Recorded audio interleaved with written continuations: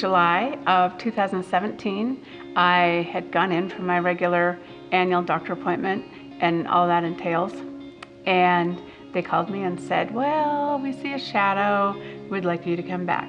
So I went back in, got another mammogram and an ultrasound, and then you go home and wait. And I was starting a new job at this time, and my dad had prostate cancer, which actually his had spread.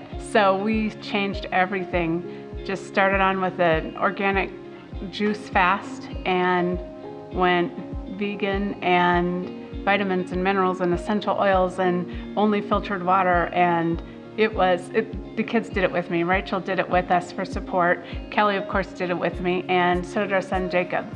Then one day in, I guess this was our appointment in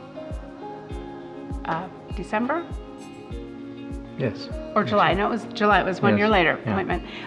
They checked it and it had blood flow, which before it didn't have blood flow, which would appear that it was getting stronger. The tumor was getting stronger. So then by the time it came around to do the next ultrasound, we had kind of prepared ourselves possibly for, that it had grown and it was going to be worse. You know what? Whatever God chose to do, He's still in charge. So whichever way this went, we'd step down that path when it happened.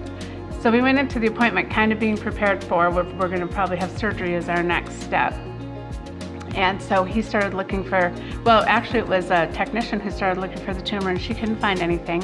So she went out and got the doctor, and he came in and he was like, he will find it.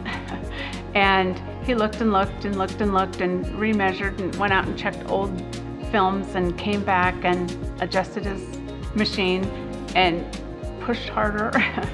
And he couldn't find anything. We really want everybody to know God did this. And we want Him to have the praise, and we want other people to know that there's hope for this kind of thing. It doesn't always happen. We weren't raised around this kind of thing, so we were shocked. So we called Pastor Bob, because we knew he'd love this story. And we said, hey, could you and Pastor Kirk meet with us? And they did. So that's really changed our attitude. And we had a really great meeting with them, and we were talking in the process about Kelly's back. Yeah, and it just, as I've had scoliosis since I was late teens, and it got worse and worse as I got older, and my upper back is at war with my lower back, as the doctors tell me, and the twisting in my spine has made it have herniated discs. And so just constant challenge. I really have to watch everything I do, and kind of be square with my work and not do this, and don't pick up too much, don't lean over here, and it's been a way of life for about 40 years for me. And so as time went on in our discussion there, I realized that he said, well, you know what, if God is, if you're willing, and I don't think it, if you have faith, you obviously have a lot of faith. If I said, well, if God is willing, and I'm willing, so let's do it. So they prayed. Bob had his hand on my right shoulder, and Pastor Kirk had his hand on my lower back, the two areas that were with each other.